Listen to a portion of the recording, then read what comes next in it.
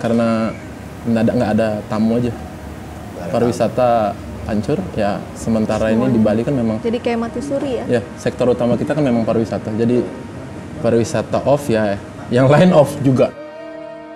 Terus sebagai musisi ini, pariwisata nggak boleh. Terus kita bikin acara jadi nggak boleh. Iya benar. Otomatis job nol pada saat itu. Yes. Iya benar. Itu mensiasatinya gimana?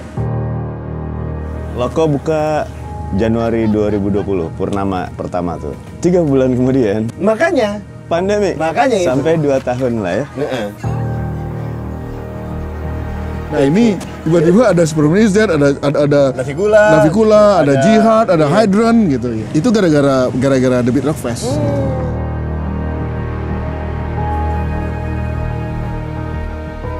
Robi, apa kabar Robi? Baik, apa kabar Bob? Bisa, udah lama banget gak ketemu, akhirnya ketemu lagi di rumah sini lagi.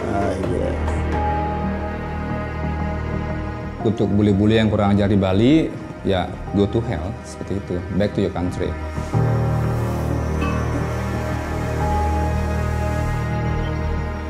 Pandemi membuka mata kita tentang banyak hal. Bukan semata-mata tentang memori manis dan kenangan, tapi juga tentang anomali yang terjadi di Bali. Tentang kemampuan adaptasi industri dan para musisi. Bukan tiba-tiba, ekosistem penuh gairah ini memang telah terbangun lama. Di lain sisi, meski tak mati, Pulau Dewata menunjukkan ketergantungan luar biasa bahwa pariwisata adalah nyawa. Untuk hari ini, nggak ada tempat lebih tepat untuk melihat benturan ini selain pergi ke Canggu. Adakah hal yang mengganggu Canggu? Ada apa dengan Bali?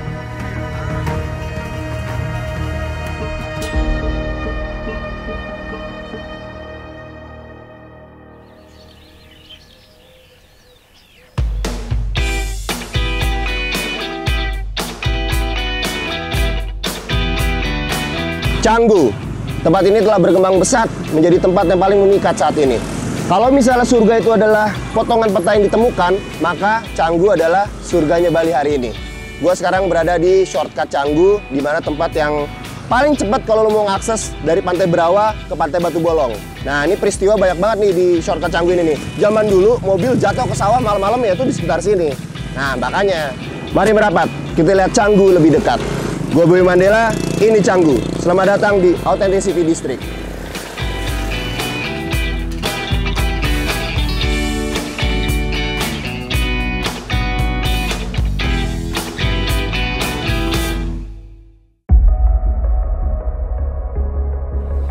Wuhan, Cina merupakan satu titik di mana virus corona ini muncul. Saudara Presiden Joko Widodo dan Menteri Kesehatan Terawan Agus Putranto mengumumkan langsung kasus corona pertama di Indonesia. Pemerintah Indonesia resmi memberlakukan pembatasan kedatangan warga asing ke tanah air. Langkah ini diambil setelah merebaknya varian baru COVID-19 yang menyebar di Eropa dan di Australia. Jantung pariwisata RI, Pulau Dewata Bali ikut merana karena corona. Terlihat dari pantai yang kosong dan jalanan yang sepi setelah ditinggalkan oleh para wisatawan. Perhelatan konser musik dihentikan, entah sampai kapan. Dengan protokol kesehatan ketat, sebagian besar pengusaha tempat hiburan Bali memilih buka. Jika musik berhenti, pariwisata Bali mungkin mati.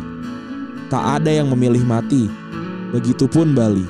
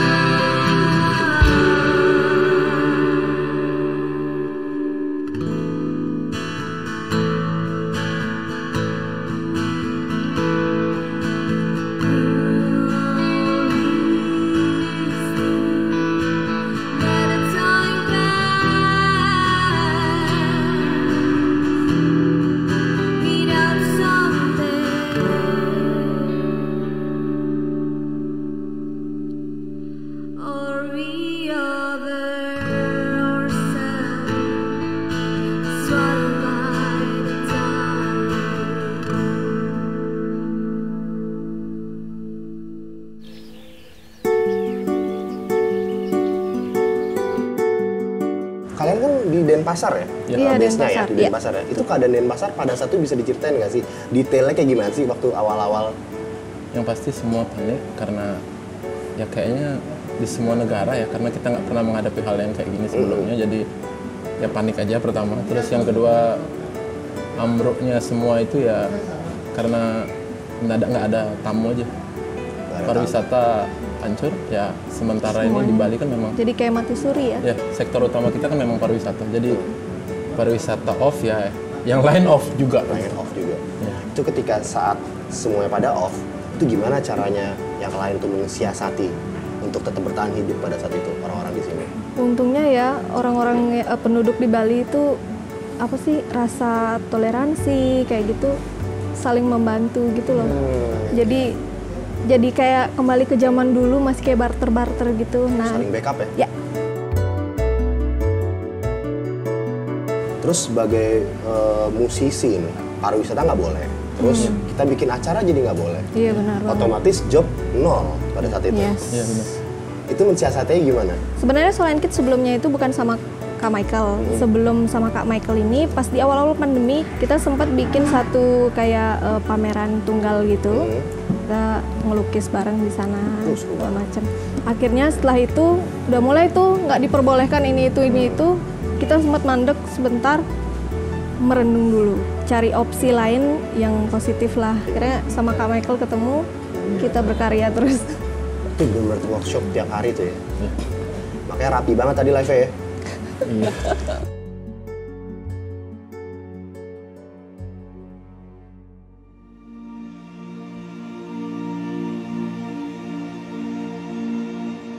Dari Denpasar kan. Biasanya event-event paling banyak kan di luar Denpasar, bener nggak?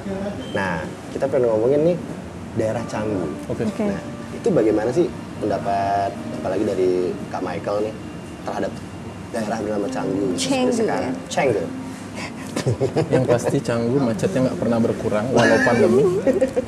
Pub banyak yang saya lihat sudah mulai aktif lagi, mulai ada live musik lagi, mulai ada acara event-event. Cuman kalau kita melihat Canggu zaman dulu deh, sebelum seperti sekarang. Dulu tuh kayak gimana sih? Kayak 15 tahun lalu belum ada apa-apa tuh ya? Belum, itu kalau dari yang saya tahu sih sejarahnya lebih kayak dari Kuta ya. Semua Kuta. berawal dari Kuta dulu, baru pelan-pelan geser ke Canggu. Sekarang digeser-geser terus. Iya. Sebelah Canggu belum ada tuh ya? Apa namanya? Mungkin 10 tahun lagi akan kayak gitu lagi? Akan kayak gitu. Mungkin ya? Iya. Mungkin. Rerenan mungkin, iya. Ya udah Oh, mulai Pelayanan rame. udah mulai. Sudah Iya, mulai rame. Itu kan di masih sana. deket Canggu itu. Masih dekat Canggu. Nah, tadi tuh gue sempat dengerin live-nya Time dan gue sempat baca-baca di interview kalian kalau itu ternyata lagu yang terinspirasi dari keadaan pandemi. Jadi lagu Time ini salah satu lagu yang ada di mini album pertama kita, itu yang bertajuk Kaca Muka. Jadi Kaca Muka ini sendiri pun artinya cerminan diri atau self reflection atau renungan diri gitu.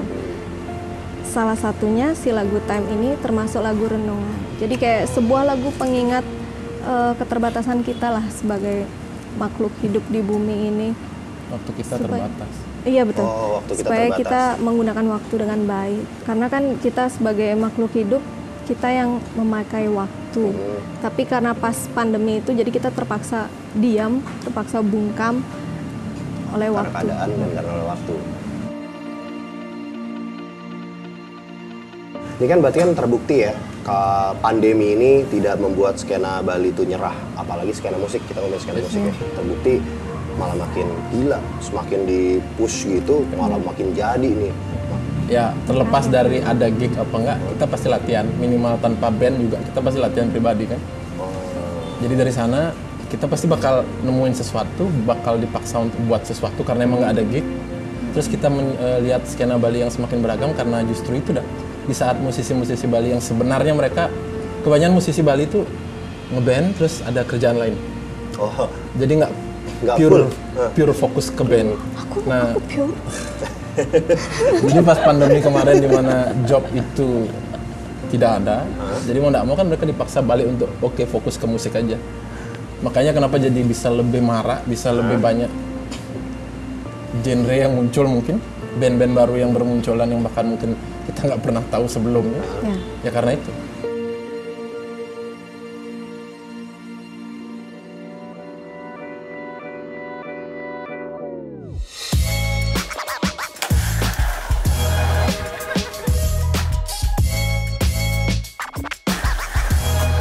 Kita lagi di Loco by Nature dan kita lagi di Bowl Skate-nya.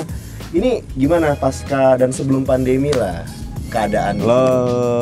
Loco buka Januari 2020, purnama pertama tuh. 3 bulan kemudian. Makanya pandemi. Makanya sampai 2 tahun lah ya. Sekarang udah mulai hidup lagi dengan program-programnya Loco lah. Program Loco by Nature sekarang gimana nih pasca pandemi?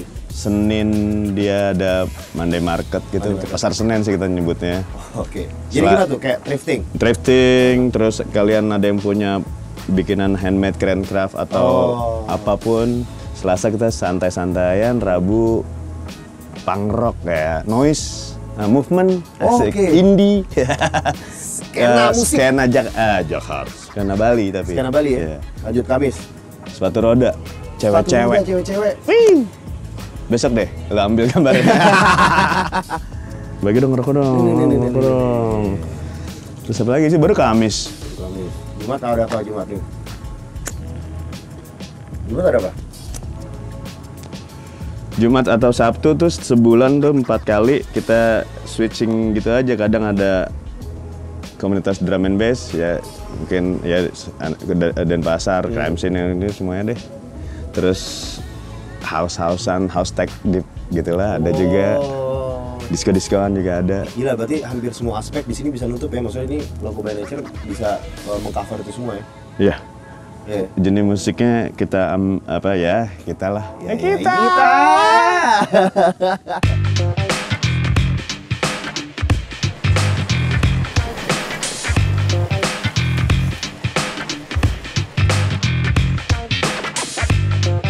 Kalau kita ngomongin skena musik nih di Bali, ini tempat bisa bilang kan wadahnya skena musik bisa sangat ya. Tampil lah di sini. Yang menurut lo nih, yang harus diantisipasi siapa sih sekarang? Oh banyak itu mak. Banyak. Apa aja coba? Gue masih Dynamics. Dynamics? Iya. Itu isinya ada si Yohannes Karibo, ininya Stephen Coconut Trips. Oh iya. Terus ada si Mojorido itu kalau Dynamics funk. Kalau si Mojorido apa ya? Lenny Kravitz apa? Rock gitu. Atau gue sih menamain aja, maaf ya kalau bukan kayak Lenny Kravitz maksudnya. Oh, style gitu kan? Stylenya. Terus ada Mancis yang folk gitu. Besok nih ada kita kan. Nah, jadi setiap 6 bulan kita bikin Loco Festival. Isinya ya itu tadi. Namek sudah paling harus dicek. Harus dicek ya. Mojorido harus dicek, Mancis harus dicek. Solois Reno Pratama itu juga. Dia panggungnya banyak. Kalau menurut lu seberapa penting sih scene bar ini dalam menyokong para musisi lokal lah? Penting. Penting ya? Penting gila karena ya entertain, nyambung. Oh iya. Lu mau minum nggak dengerin musik, gue sih ogah. Iya benar. Ya. Jadi itu harus related banget antara minuman enak dan musik enak. Pengulangannya kan banyak juga, orang barnya banyak kok di sini. Kayak yang main di Loco juga nggak spesial, cuma di Loco aja, enggak, di around semua pulau juga atau sampai Jawanya juga ada gitu, semuanya ada, yang kita menampung aja.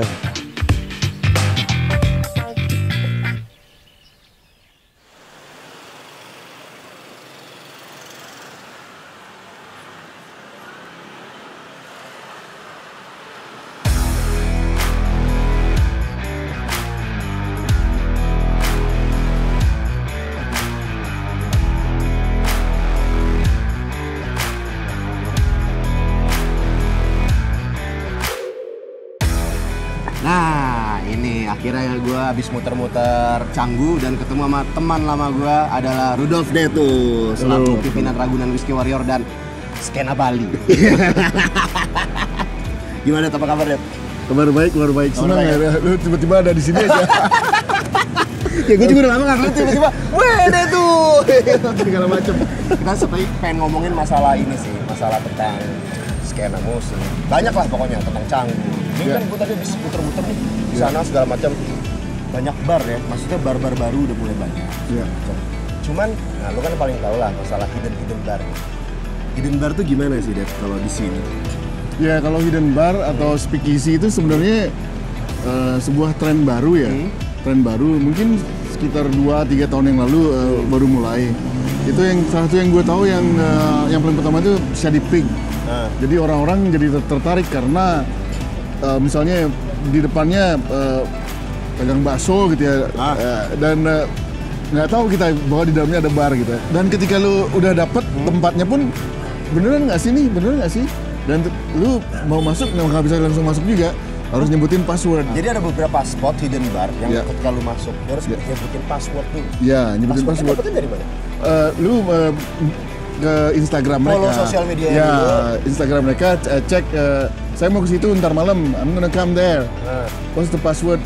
Bilang gitu. Artinya lu benar-benar serius. Nyarihinnya di situ.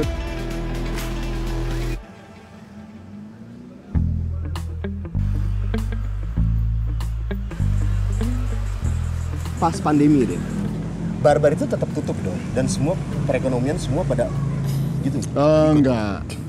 Nggak tutup, maksudnya ya di awal-awal kan semua orang tutup ya, tutup karena pandemi atau COVID itu kan hal yang baru. Cuman setelah bulan ketiga mereka itu kan hidupnya dari keramaian. Iya, betul. Jadi kalau nggak ngapa-ngapain mereka nggak hidup, pegawai barnya, pemain bandnya, dan kebetulan saat itu dukungan dari pemerintah juga sedikit. Berdikari dong semua. Berdikari.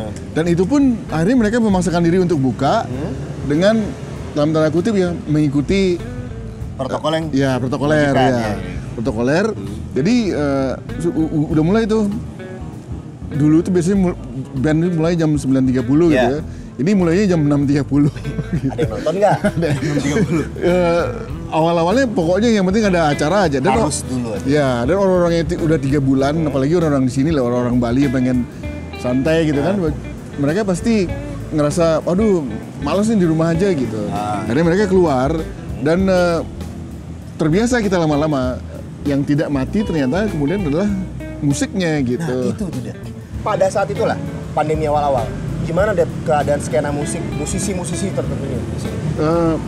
Yang sebenarnya yang sangat terpukul itu adalah musisi-musisi top 40 ya. Oh iya. Jadi di Bali kan maksudnya ada top 40, ada indie kan gitu.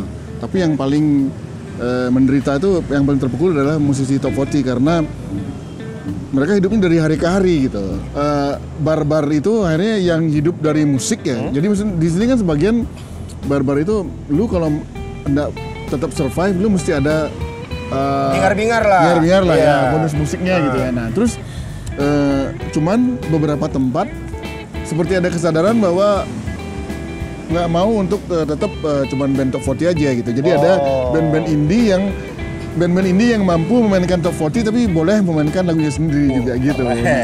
Dan itu gue pikir ya cuman terjadi di Bali ya.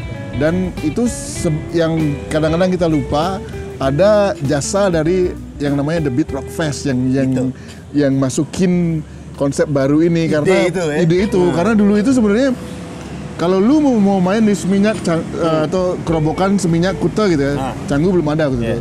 Lu mesti band yang mau main di bar tuh harus memainkan lagu-lagu top 40. Nah, The Beat Rock Fest ini yang pertama kali memasukkan bahkan band punk sekalipun itu Aceh boleh main. Iya. Jadi kayak Superman is Dead, Navikula gitu. Mereka awalnya dari situ. Iya, memainkan lagu sendiri. Jadi The Beat Rock Fest yang mendobrak kekakuan bar-bar Seminyak Kuta gitu, bahwa lu kalau main situ harus mainin lagu Hotel California, Eagle gitu. Modern War. Nah ini tiba-tiba ada Superman is Dead, ada Navikula, ada Jihad, ada Hydran gitu. Itu gara-gara The Beat Rock Fest gitu.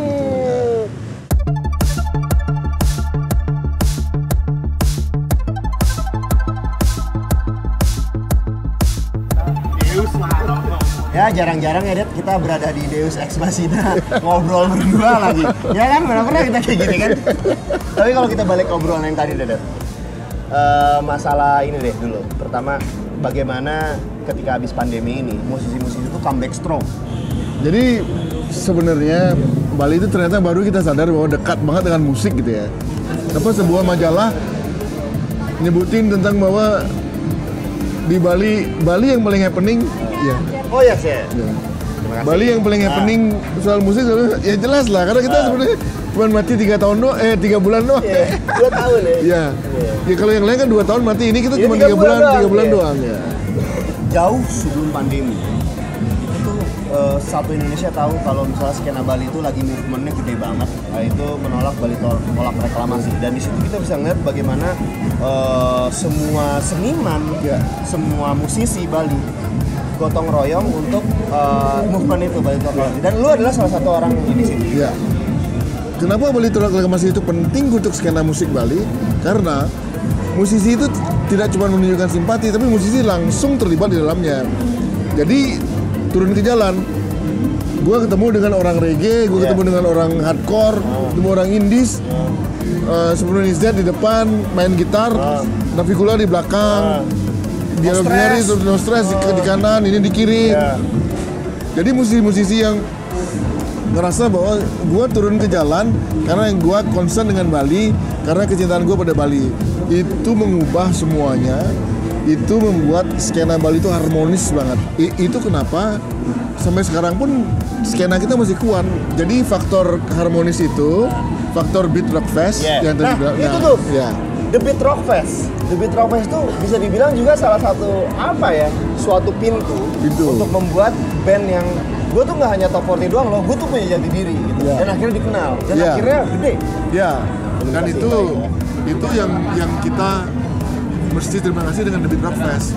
Siapa sosok yang paling bertanggung jawab terhadap The Beat Rock Fest? My really good friend, Stuart Wilford. You should meet him and talk to him. Oke, kalau gitu besok gue ketemu dia deh. Gue ngobrol sama dia. That's good, man. I can help you with that. Yes, of course, because you're my good friend.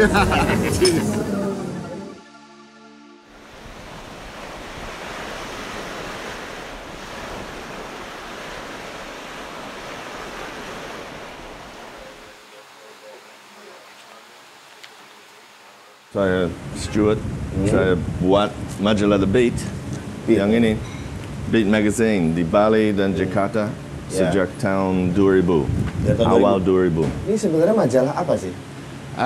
Buat yang belum tahu, entertainer. Ya, lebih lama di sini. Bali's Free Entertainment Gig Guide. Untuk saya mulai sama The Beat Magazine. Yang pertama edisi ini saya buat sama Bobby di Superman is Dead. Dia graphics during juga tulis sama The Beat Magazine dan kontributor.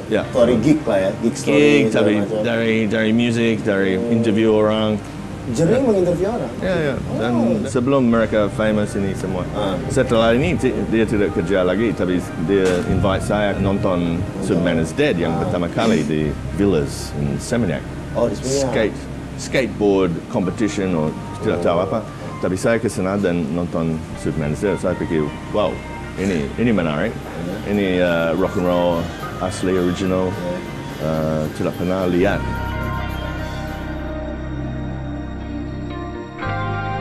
The Beat Rock Fest. Itu yang katanya cikal bakal rootsnya skena di Bali. The rock and roll original music. Tahun 2001. Saya punya acara sama Superman is Dead, ada dekat sini di namanya Aina Bar. Kecil sekali seperti ini. Ada mungkin 20-30 orang aja. Dan mereka begitu loud dan pertama kali semua audiens pada kebakar. Rock and roll, punk rock di Seminyak. Lalu saya ketemu Daitu. Daitu manager Superman is Dead. Kita pikir bisa buat ini lagi. Terus yang kedua kali kita buat di Aina Bar. Ini dekat, ada banyak neighbors, tersangka. Ya benar, tetangga. Nanti 30 minit lagi, tetangga Banja. Dimarahin banyak. Tutup. Dan semua tetangga ada di jalan, tidak mau ini. Tidak mau ini lagi. Too loud, too rock and roll, too much punk. Terus kita pikir harus buat di tempat lain yang lebih besar. Dan ini yang pertama kali the Beat Rock Fest di Cafe Luna di Jalan Seminyak. Dan ini the format yang pertama di Beat Rock Fest, ada 4 band. 4 band? Siapa aja tuh, masih ingat gak? Coba, Superman is Dead. Superman is Dead, ada apa aja? Daytu, the band dari Daytu. Saya Suicidal Sinatra? Belum, sebelum Jihad? mereka. Jihad mungkin, ya. Lolot? Lolot? Ya. Lolot. Dan the band di Daytu juga tidak mengingat, tapi seperti glam rock. Glam rock. Dan Daytu glam rockabilly rock ya? Singing. No, oh, dia tuh sing. Oh, I know. Yeah. Dia tuh singing. The one like a Pantera with Beastie Boys mix. Saya ingat the costume dia putih, look jumpsuit. Tapi good days. Ini ramai sekali dan setiap kali pindah tempat lokasi mereka suka. Suka semua. Dan ini mulai series The Beat Rock Fest.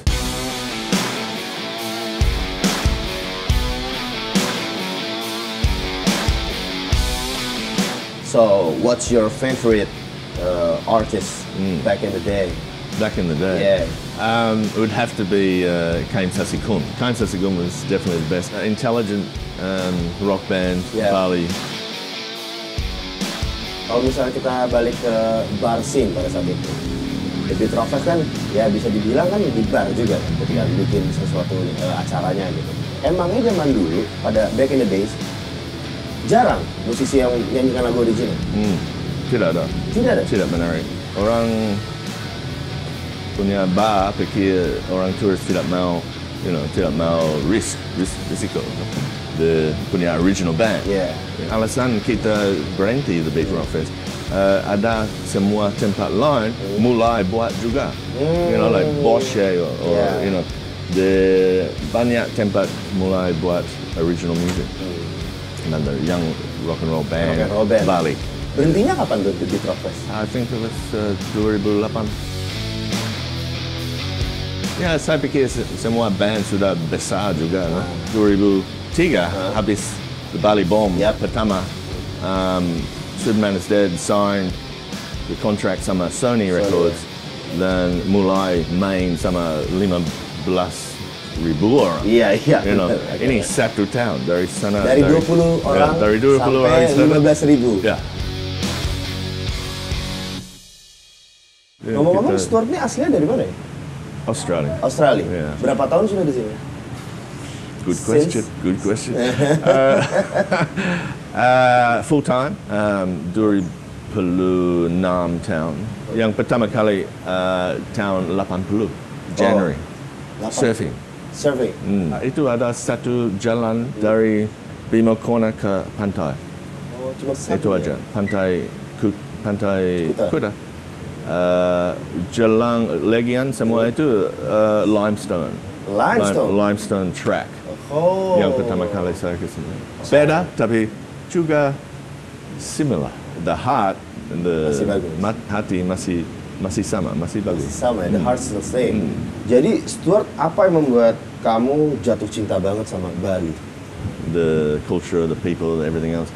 Semua bagus dan tidak ada tempat lebih bagus di dunia ini. Saya pikir ini saya aja. Waktu itu ya? Ya, waktu ini masih sama. The place may be different. Yes. But the heart still the same. The heart's still the same. Okay. The reason to come here is still the same. Okay.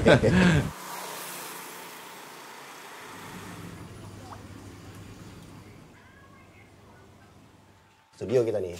Ini koleksi gitar segala macam, ini koleksi efek. Ini yang ini Nirvana kan ada gara-gara makanya dia paling gede. Gara-gara Nirvana nih aku ngeband ini di Kurt Cobain.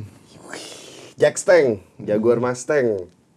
Ini jarang-jarang nih ngelihat gitar-gitar kayak begini. Emang kalau setiap kesini pas selalu aja menemukan hal yang ini ya. Ini nih yang bagus nih.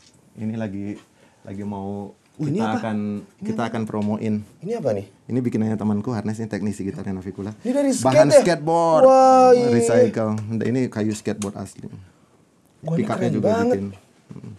Apa mereknya nih? Harness. Ini buatan Bali nih. Ini dulu teknisi gitarnya kita. Yoyo. Mas Yoyo bikin.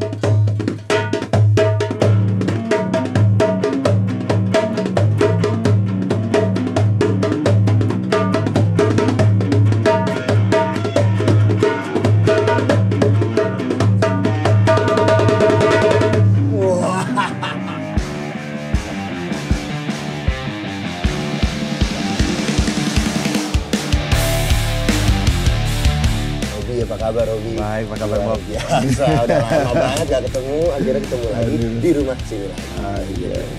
Gimana Nafi pula? Ya, rolling terus. Rolling terus? Ya, kita sekarang akan keluarin single kedua. Album 11. Ya, album udah banyak. Kalau kita tarik mundur di belakang, pergerakan Nafi pula, itu berangkat dari awalnya dulu. Itu berangkat dari, bisa dibilang skena bar ya? Iya, skena bar dulu. Nah, pada waktu itu kalau kita lihat kan skena undergroundnya kita masih terpusat di Denpasar kan. Ya. Nah, waktu itu sekitar sebelum bom. Ya, sebelum bom itu tahun 2000 awal itu Superman is Dead kan memang sentranya di Kuta kan. Ada D2 di situ, ada teman-teman SID, ada teman-teman media. Saya juga aktif di situ alhamdulillah. Wah, ternyata kita bisa menciptakan pasar nih, bisa menciptakan tempat manggung sendiri dengan memanfaatkan skena-skena yang waktu itu Kuta kan sentralnya, belum ada Canggu, belum ada lain-lain loh. Canggu masih gelap ya. Tempat orang bolos belajar ciuman nih. Nah, melihat bahwa ada tempat-tempat di Kuta yang barnya ada, infrastrukturnya udah ada, musiknya masih top 40, itu aja lewat itu loh, Bon Jovi. Itu ada merah kuning hijau, Bob Marley. Iya benar, itu aja dulu. Dan teman-temannya kita dari interaksi internasional, banyak juga turis-turis, orangnya apalagi yang udah cinta sama Bali, pingin melihat apa yang Bali punya nih, original gitu. Ada juga mereka bosan juga kemana-mana semua tempat di Asia Tenggara, di Thailand, di Filipina, di Indonesia semua sama. Di sini Hotel California. Nah, kita melihat ada infrastruktur, ada tempat, ada kebutuhan, ada demand, dan ada penyedia, produsen, band-band gitu, kultur. Wah, bagaimana kalau kita pendekatan persuasif ke pemilik-pemilik bar untuk ada malam originalnya gitu loh, untuk mengangkat artis lokal, pengen cari otentiknya gitu. Ada teman kita dari waktu itu majalah The Beat, Stewart, yang pro pada ini, dan dia juga punya kekuatan untuk meliput tempat-tempat ini kan, punya majalah gitu, jadi kayak ada take and give begitu kan. Akhirnya jadilah The Beat Rock Fest. Akhirnya skena Beat Rock Fest ini dibikin terus.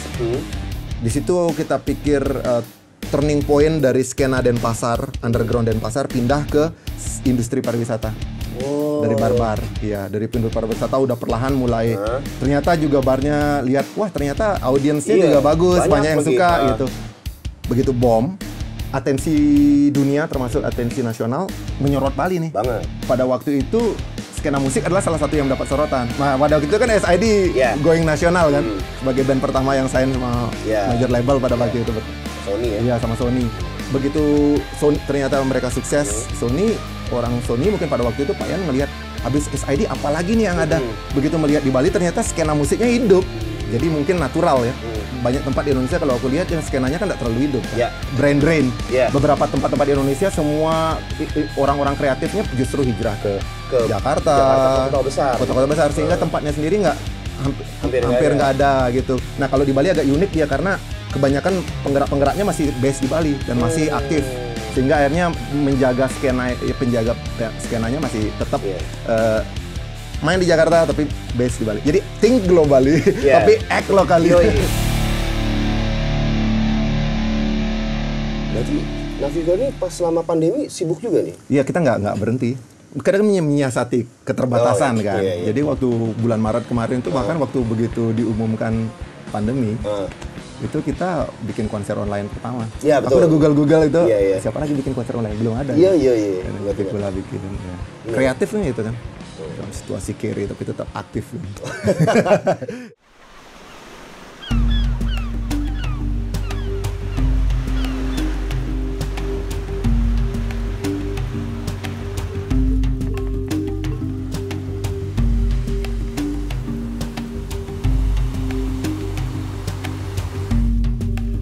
Saya Kade Jenggo Pramarta, profesi saya adalah seorang kartunis political cartoon di sebuah koran di Bali.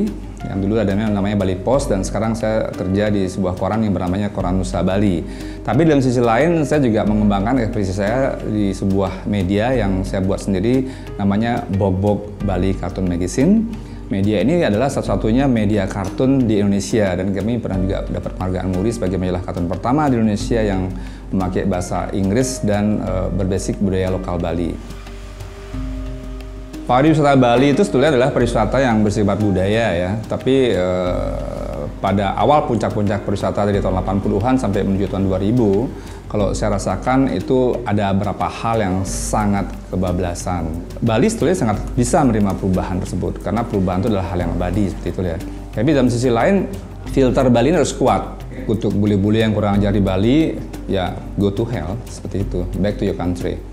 Jadi pariwisata Bali adalah pariwisata budaya yang Anda harus hormati.